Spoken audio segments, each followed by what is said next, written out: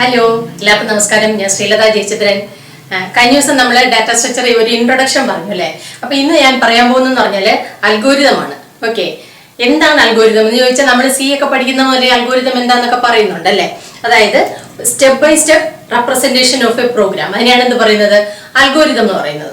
Okay, അതിന്റെ പ്രോഗ്രാമിന്റെ ഓരോ സ്റ്റെപ്പ് നമുക്ക് എങ്ങനെ ഡിഫൈൻ ചെയ്യാം എന്നുള്ളതിനെ കുറിച്ചാണ് നമ്മളിവിടെ പറയാൻ പോകുന്നത്. ഇതെന്ന് പറയുന്നത് 3 ടൈപ്പ് ഉണ്ട്. അത് ഏതൊക്കെയാന്ന് നോക്കാം.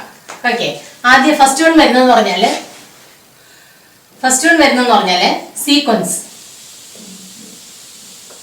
ഓക്കെ, സെക്കൻഡ് വരുന്നത് സെലക്ഷൻ,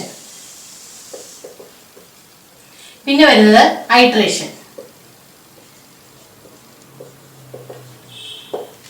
ഓക്കെ അല്ലേ, ഇവിടെ വരുന്നത് sequence, selection and iteration. Okay, അപ്പൊ സീക്വൻസ് സീക്വൻസ് എന്ന് പറഞ്ഞാൽ എന്താണ്, നമ്മൾ ഫസ്റ്റ് സ്റ്റാർട്ട് ചെയ്തിട്ട് 1 by 1 ആയിട്ട് എക്സിക്യൂട്ട് ചെയ്ത് പോവാം അല്ലെ. നമ്മൾ പറഞ്ഞു CPP ഒക്കെ ചെയ്യുന്ന സമയത്ത് ഫസ്റ്റ് എക്സിക്യൂട്ടബിൾ ഫംഗ്ഷൻ എന്ന് പറയുന്നത് മെയിൻ ആണ് അല്ലെ. അപ്പൊ മെയിനിൽ സ്റ്റാർട്ട് ചെയ്യുന്നു, എന്നിട്ട് ഓരോ സ്റ്റെപ്പായിട്ട് എക്സിക്യൂട്ട് ചെയ്ത് പോകുന്നു.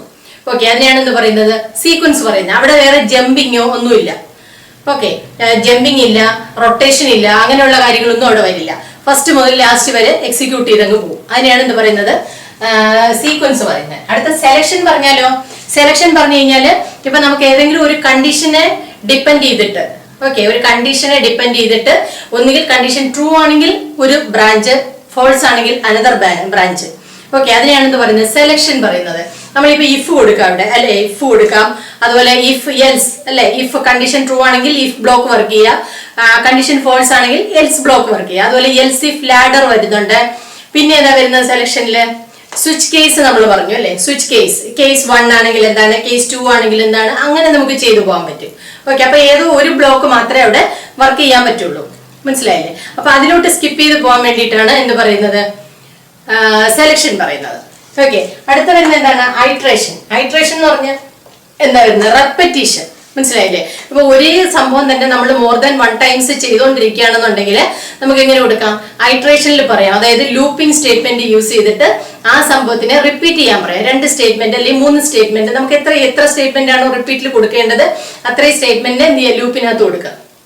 മനസ്സിലായോ, അതാണ് എന്ത് പറയുന്നത്, ഐട്രേഷൻ എന്ന് പറയുന്നത്. നമുക്ക് ഇതിനൊരു എക്സാമ്പിൾ എഴുതി നോക്കാം. നമ്മളിപ്പോ ഇവിടെ പറയാൻ പോകുന്നത് സീക്വൻസിലാണ്. സീക്വൻസ് എന്ന് പറഞ്ഞാൽ എന്താണ്, ഫസ്റ്റ് ലാസ്റ്റ് എക്സിക്യൂട്ട് ചെയ്ത് പോവാ അല്ലെ. അപ്പൊ അതിന് നമ്മൾ ആദ്യം എന്ത് പറഞ്ഞു, സ്റ്റെപ്പ് 1 പറഞ്ഞു. സ്റ്റെപ്പ് 1 എന്താ പറഞ്ഞേ, സ്റ്റാർട്ട് കൊടുത്തു, സ്റ്റാർട്ട് ചെയ്യാൻ പറഞ്ഞു. അത് കഴിഞ്ഞിട്ട് സ്റ്റെപ്പ് 2, ഓക്കെ, അവിടെ ഞാൻ പറയാണ് റീഡ് A, B, എയും ബിയും റീഡ് ചെയ്യാൻ പറഞ്ഞു. ഓക്കെ, അടുത്തത് സ്റ്റെപ്പ് 3 എന്താ പറഞ്ഞേ, C is equal to A plus B അല്ലെ, സം ചെയ്യാൻ പറഞ്ഞു. ഓക്കെ, അടുത്തത് സ്റ്റെപ്പ് 4 എങ്ങനെ പറയാം, റൈറ്റ് C. ഓക്കെ, അടുത്തതില് സ്റ്റെപ്പ് 5 നമ്മൾ എങ്ങനെ പറയുന്നു, സ്റ്റോപ്പ് ചെയ്യാൻ പറഞ്ഞു. ഓക്കെ, അപ്പൊ ഇതെന്ന് പറയുന്ന ഒരു സീക്വൻസ് ആണ്. ഓക്കെ, സീക്വൻസിൽ നമ്മൾ പറയുന്നതാണ് ആദ്യം സ്റ്റാർട്ട് ചെയ്തു, അത് കഴിഞ്ഞിട്ട് എയും ബിയും റീഡ് ചെയ്തു, അതിനെ സം ചെയ്തു, അതിനുശേഷം എന്ത് ചെയ്തു, സി പ്രിന്റ് ചെയ്യാൻ പറഞ്ഞു, അതിനുശേഷം സ്റ്റോപ്പ് ചെയ്തു. ഓക്കെ, ഇതാണ് നമ്മളൊരു സീക്വൻസിൽ എഴുതുന്നത്. നമുക്ക് ഇതുപോലെ കുറെ പ്രോഗ്രാംസ് നമ്മൾ സ്റ്റാർട്ട് ചെയ്യുന്ന സമയത്ത് പറഞ്ഞിട്ടുണ്ട് അല്ലെ. 2 നമ്പർ റീഡ് ചെയ്തിട്ട് സം ചെയ്യുക, അതുപോലെ ഒരു പിന്നെ എന്താണ് സർക്കിളിന്റെ ഏരിയ കാൽക്കുലേറ്റ് ചെയ്യുക അല്ലെ, സിലിണ്ടറിന്റെ വോളിയം കാൽക്കുലേറ്റ് ചെയ്യുക. അവിടെ നിന്ന് സെലക്ഷൻ വരുന്നില്ല, മനസ്സിലായില്ലേ. ജസ്റ്റ് ഇങ്ങനെ ഫസ്റ്റ് ലാസ്റ്റ് എന്താണ് സ്റ്റെപ്പുകൾ എന്നുള്ളത് പറഞ്ഞു പോകുന്നുണ്ട്, അതനുസരിച്ചിട്ട് ചെയ്തു പോകണം. അവിടെ ജമ്പിങ്ങും ഇല്ല, റെപ്പറ്റീഷനും ഇല്ല. ഓക്കെ, അതാണ് അവിടെ വരുന്നത്. ഇനി അടുത്ത് നമ്മൾ സെലക്ഷൻ പറയുവാണെങ്കിലോ, എങ്ങനെ ചെയ്യാം, നമ്മളിപ്പോ സെലക്ഷൻ ആണ് കൊടുക്കുന്നതെങ്കിൽ എങ്ങനെ പറയാണ്, ആദ്യം സ്റ്റെപ്പ് 1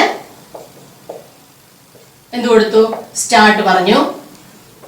ഓക്കെ, ഇപ്പൊ 2 നമ്പർ റീഡ് ചെയ്തിട്ട് ഗ്രേറ്റർ നമ്പർ പ്രിന്റ് ചെയ്യണം. ഓക്കെ, അങ്ങനെയാണെങ്കിൽ നമ്മൾ എങ്ങനെ പറയും, ഇവിടെ സ്റ്റെപ്പ് 2 റീഡ് A, B എന്ന് പറഞ്ഞു അല്ലെ. അടുത്തത് സ്റ്റെപ്പ് 3 എങ്ങനെ പറയാം, if A greater than B ആണെങ്കിൽ എന്താ ചെയ്യാം, ഈ കണ്ടീഷൻ ട്രൂ ആണെങ്കിൽ എങ്ങനെ പറയുകയാണ്, സ്റ്റെപ്പ് 4 എന്താ പറഞ്ഞു, കണ്ടീഷൻ ട്രൂ ആണെങ്കിൽ എങ്ങനെ പറയാ, റൈറ്റ് ഏതാണ് എ പ്രിന്റ് ചെയ്യണം അല്ലേ. അടുത്ത സ്റ്റെപ്പ് 5-നകത്ത് നമുക്ക് എന്ത് പറയാം, എൽസ്. സ്റ്റെപ്പ് 6 എന്ത് പറഞ്ഞു, റൈറ്റ് ബി. ഓക്കെ, സ്റ്റെപ്പ് 7-നകത്ത് നമുക്ക് എന്ത് പറയാം, സ്റ്റോപ്പ് പറയാം. ഓക്കെ, ഇതാണ് എന്ത് പറയുന്നത്, സെലക്ഷൻ പറയുന്നത്. അപ്പൊ ഇവിടെ നമ്മൾ സ്റ്റാർട്ട് ചെയ്തു, 2 നമ്പർ റീഡ് ചെയ്തു, കണ്ടീഷൻ ചെക്ക് ചെയ്തു. കണ്ടീഷൻ ട്രൂ ആണെങ്കിൽ എന്താണ്, എ പ്രിന്റ് ചെയ്യാൻ പറഞ്ഞു, അല്ലെങ്കിൽ ബി പ്രിന്റ് ചെയ്യാൻ പറഞ്ഞു. അത് കഴിഞ്ഞിട്ട് സ്റ്റോപ്പ് ചെയ്തു. മനസ്സിലായില്ലേ? അപ്പൊ ഇങ്ങനെ ആണ് നമ്മൾ സെലക്ഷന്റെ അൽഗോരിതം എഴുതുന്നത്. ഓക്കെ, ഇനി ഇതുപോലെ തന്നെ എന്താണ്, ഐട്രേഷൻ ഉണ്ടല്ലേ. ഐട്രേഷൻ എന്ന് പറയുമ്പോൾ എന്താണ്, റെപ്പറ്റീഷൻ. അതെ, നമ്മൾ ലൂപ്പിംഗ് സ്റ്റേറ്റ്മെന്റ് ഒക്കെ പറഞ്ഞില്ലേ, ഫോർ ലൂപ്പ് പറഞ്ഞു, വൈൽ ലൂപ്പ് പറഞ്ഞു, അല്ലെങ്കിൽ ഡു വൈൽ ലൂപ്പ് പറഞ്ഞു. അത് സിയിലും C++ലും സെയിം തന്നെയാണ് അല്ലെ. അപ്പൊ അങ്ങനെയാണ് നമ്മൾ ചെയ്യുന്നതെങ്കിലോ റിപ്പീറ്റ് ചെയ്യണം അല്ലെ, സ്റ്റെപ്സ് റിപ്പീറ്റ് ചെയ്യണം. റിപ്പീറ്റ് ചെയ്യാൻ വേണ്ടിയിട്ട് നമുക്ക് എങ്ങനെ കൊടുക്കാം, ഐട്രേഷൻ ആണ് എഴുതുന്നത്. അപ്പൊ നമ്മളിവിടെ എന്താ സ്റ്റാർട്ട് ചെയ്തു, അടുത്തത് n റീഡ് ചെയ്തു.